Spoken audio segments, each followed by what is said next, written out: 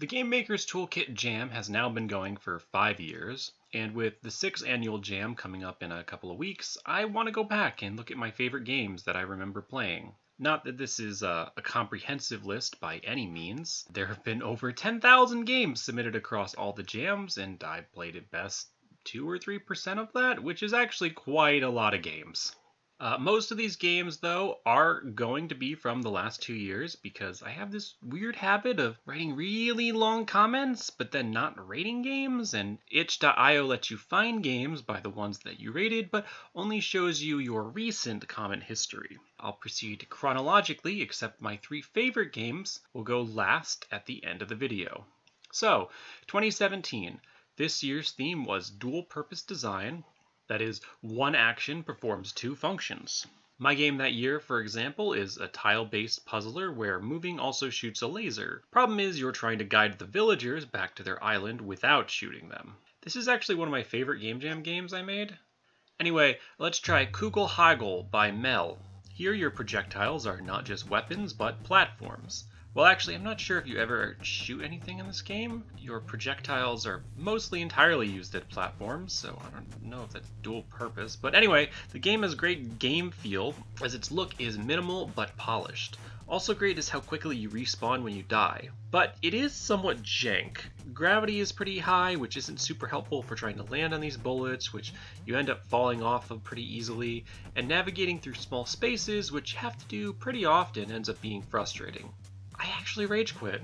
Roaring Streets by Cotton Trek, another monochrome style game here, and I know Mark ranked this very highly himself for this year. The dual purpose design here is that your attack is also your movement. I remember being super impressed by this game back in 2017. It just looks and feels like a polished, finished game, but I feel like today it definitely just reminds me very heavily of Crypt of the Necrodancer, which at the time I hadn't played yet. So you'll see your gun switches color every few turns, and you can only attack enemies of your current color. You also have to make sure not to get attacked by enemies before they hit you. Still, for a game in the very first GMTK jam, this is a very impressive game.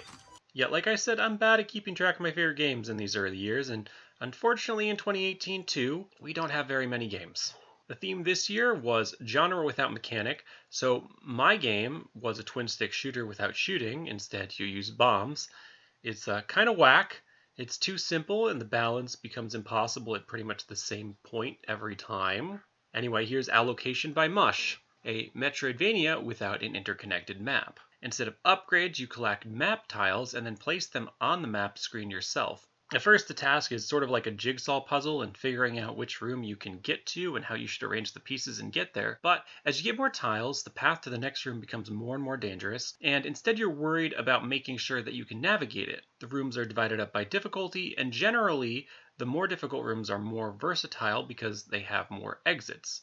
But of course, using them is riskier. You can even try and place a healing room as a stopover to restore your health as the journey becomes long. It's made in Pico, which is kind of like an NES emulator for a console that never existed, and that gives it its own distinctive pixel-based look. Generally, Pico games will actually look pretty good in my opinion, and this game is no exception. However, map rearrangement games are actually a decently common theme among jam games, and we'll see much later a game called Octo in the Pocket Dimensions, which does a really similar idea to this, but better. Okay, we're already in 2019. This year is only one. That's the theme, not the number of games. I made a Metroidvania where you only have 1 minute to escape from a cave, and this game eventually became Collapse Relapse, which is available now on Steam. So we have Somethin Ain't Right by Capello. A rather simplistic game of spot the difference. Select one of the 4 difficulties, memorize the objects in the room, then the room will change and you have to pick out the one thing that changed. Not necessarily the most original or interesting idea, but the game is executed very well. It's self-contained, polished, and replayable. TowerBag by Matthias Kinagato and Dorado? I don't know. Now, this is pretty much the best game we've had so far. Great presentation, great idea, great design, great execution. It's a tower defense game with only one tower. Instead of placing many towers, you have to pick up the tower and place it where the enemies are spawning, Meanwhile, so that you're not just waiting around, gems, which you use to upgrade the tower, appear randomly around the screen. This running about increases some of the hecticness and player decision making. Do you run back to the tower, or do you grab the next gem so you can upgrade it and maybe increase the tower's firing speed? There's even a second screen with a boss fight, which comprises the second half of the game. Marky Mark gave this top marks, and for good reason. I think he also gave top marks on this next game, Level 1-1 by Mindcop Games, which I actually remember watching him play it on live stream. Perhaps not as impressive in game feel or presentation as TowerBag, but the game gets a lot of mileage out of a single level space. Each character you select has to complete the same level, but with a different twist. One character can breathe underwater, but not in air. Another character has gravity flipped. Another dies if you're not constantly collecting coins. What's great is how creative each of these scenarios are, and how different the level plays each time. Definitely a little frustrating though. And yeah, we're already in 2020. Like I said, most of the games are from the past 2 years. 2020's theme was Out of Control, and my game was this spinny game that had decent level design but made people vomit. So we're starting with Tricky Keys by like 10 people, and it clearly shows. Of all the Game Jam games I've played, this is the most polished and complete. First off, it looks beautiful. It's got this fantastic pixel art, animation, and a great Windows 95 aesthetic. The idea behind this game is there's a virus that's taking controls away from you, and this is done in many creative different ways. Sometimes you can't jump, or you can't press a directional button, and instead you've got to use wall jumps or conveyor belts to proceed. Other times, the virus will press buttons on a set interval, and you have to use timing to complete a stage. The game's great. It even has something like 3 worlds, each with 10 levels. Controlvania by Slim Jim Adair.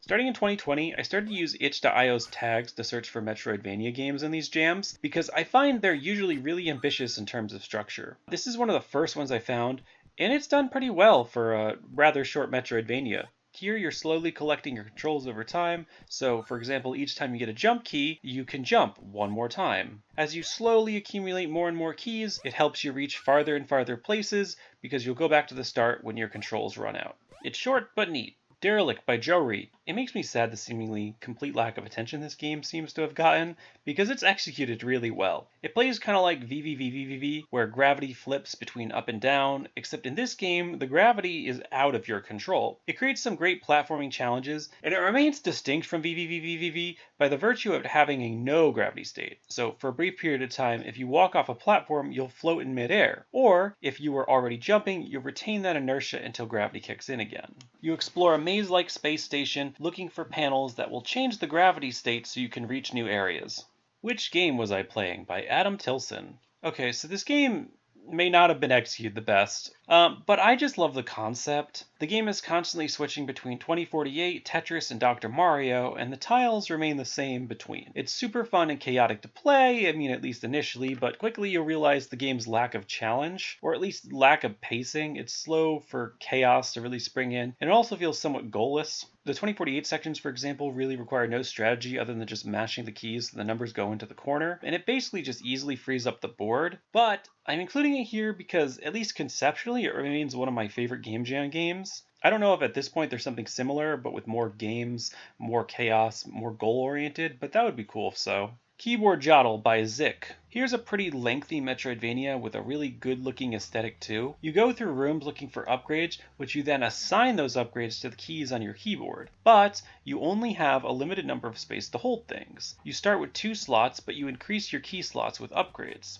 It's pretty great, and Mr. Brown, I think, even gave it top marks himself, but since the main goal is to bring 10 power cells back to your ship, and those power cells also take up space, it does become kinda tedious. Upgrade management becomes not so much a challenge, but an annoyance. For example, one upgrade is your legs, and those pretty much are just taking up a spot. You pretty much always need them, so you're not gonna drop them. I think in my comment for the game I even had mentioned that when I initially played it, where I said it would have been nice if there was a water section where you didn't need your legs. Other upgrades like the health bucket, which gives you more health, or the gun might be useful, but since they're not essential, the trade-off is not really worth it. The game would definitely have been cooler if there were more interesting decisions to these trade-offs, other than how it was for me of just hoarding the movement upgrades because they're how you actually got to places, and then delivering the power cells one at a time back to the ship. Octopus, Oubliette number 5 by Drogan. This is by the developer of Starseed Pilgrim, which is a fantastic, confusing confusing indie platformer about planting seeds to make platforms. This game certainly fits the theme of Out of Control, because you as a player feel pretty powerless here.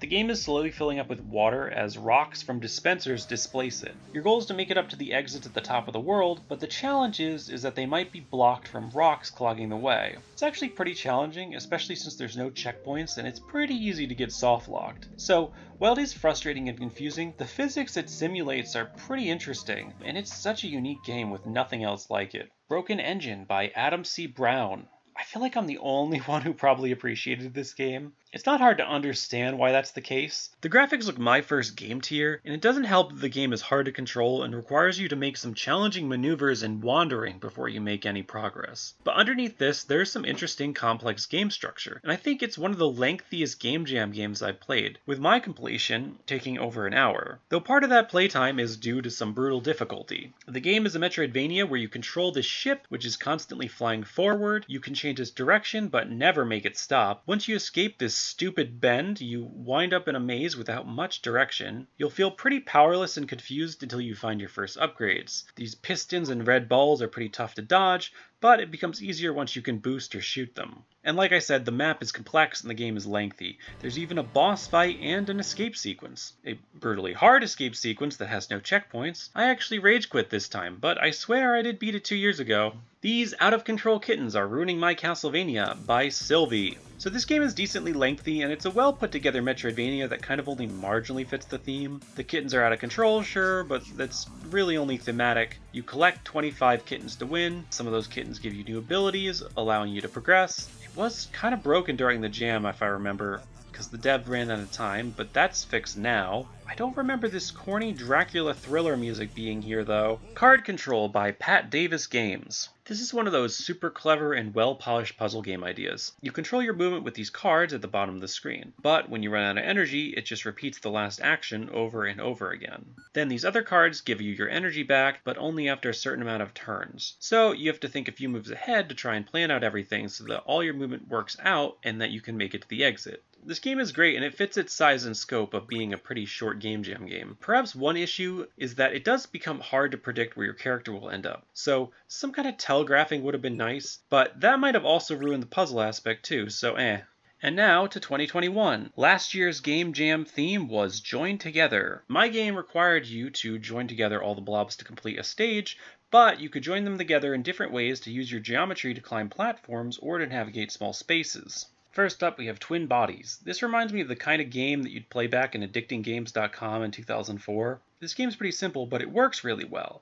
Press left or right to grab platforms with the pink and blue balls respectively, and use the up and down keys to adjust the distance between them. When they're closer together, they move faster, but if you let go of both keys, you'll maintain the momentum and go flying. It has appeal in much the same way as Getting Over It with Bennett Foddy. You make a mistake and you could potentially lose a bunch of progress. But as simple as it is, it feels great kinematically. It also, surprisingly, has a lot of variety in mechanics. While the controls stay simple, you interact with many different objects on your journey up, like these lights that you have to turn all of them on to continue. A year ago when I played this, I rage quit about here, or I missed a jump and pretty much fell far enough down that I was done. But on my replay this time, I actually finished it. A Step in Time by Sam Bigos. So in this Sokoban-style block pushing game, when you move two blocks close together, they link and their effects occur simultaneously. So if vertical and horizontal movement are linked, moving right also moves you up. If health and movement are linked, moving right makes your health go up, and moving left makes it decrease. This leads to some really clever puzzles, especially toward the end. I think despite liking the game a lot, for whatever reason a year ago I must have gotten stuck on level 10, and I missed out on the last few levels, which were some really meta mind-blowing puzzles. They're really great stuff. Conjellied by Narndandas, a Metroidvania where you join together slimes. Some slimes give you new abilities, like a high jump whose height is dependent on the number of jellies you have. What's great is all this dual-purpose design. More jellies means more hit points from enemies, more weight for pressing down on switches, more ammo for attacks, but it also means it's harder to fit through certain spaces. It's even decently lengthy. It's got a boss as well as a sort of 100% ending too if you find all the jellies. One thing that's kind of annoying is collecting the jellies back together. When you throw a jelly or they get hit, you have to lead them back to a machine, but they do tend to easily get lost. Luckily you can just die and they warp back to the spawn point, though this kind of feels like an exploit rather than a feature since there's not a recall all jellies button on the spawn point or anything. Jigsaw Tussle by Cosmologicon. A clever short puzzler with a great unique simple idea. You have to rotate and connect puzzle pieces together to turn on these lights. What's great is how simple a puzzle can look, but the solution can be pretty tough to find. I think Mark gave this top marks too. I mean, it's great. Peaks by Sean Bartu and Mike O.C. An uncommon 3D game making the list. This one did really well according to the ratings on presentation, which is not surprising. You've got these two beautiful conical islands connected at the center forming an hourglass, and you shift between them to solve puzzles. The two dimensions thing is a pretty common trope in video games. It's reminiscent of the best levels in Titanfall 2 or Dishonored 2 if you played those. According to the ratings, the game did lose some points in terms of fun, and I kind of understand why. There are plenty of times where you're kind of just wandering around looking for what to do next. The collision can be a bit janky, and the infrequent platforming sections are a bit frustrating. Plus, the puzzles themselves are not particularly involving or clever. All the puzzle solutions mostly just involve a pressing control to swap dimensions. And yet a year later, though, I still just find this game sticking out in my mind. Octo and the Pocket Dimensions by Iceberg Lettuce. I mentioned this earlier as an even better implementation to the ideas of allocation. Like in that game, you'll find map squares, which you then rearrange so you can traverse them and find more map squares, but this game adds more interesting elements to the formula. Keys are hidden about the room, so you have to make sure that you can grab a key in one room and then be able to get back to another room to use it. Other elements include a trampoline, which you can use to get a huge burst of upward velocity to help you navigate other rooms. Apparently also the dev is now making this into a full game, and I'm excited. This game is probably a runner-up to my top 3. Speaking of which, here's my top 3. The bronze award goes to A Moving Experience by Scaroficius. So put aside this game's presentation, because it makes up in game design where it lacks in graphics. I'm a fan of such games as Crypt, Promise, Ludoname, Aunt Flora's Mansion, or Game Title, all holistic Sokoban puzzlers. What I mean by that is, all these games are multi-room, tile, or block moving games where the puzzles traverse the whole game rather than single rooms. This on the one hand can make these games kind of stressful to play because you might be able to make a game unwinnable. A Moving Experience is no stranger to that concept. Cleverly,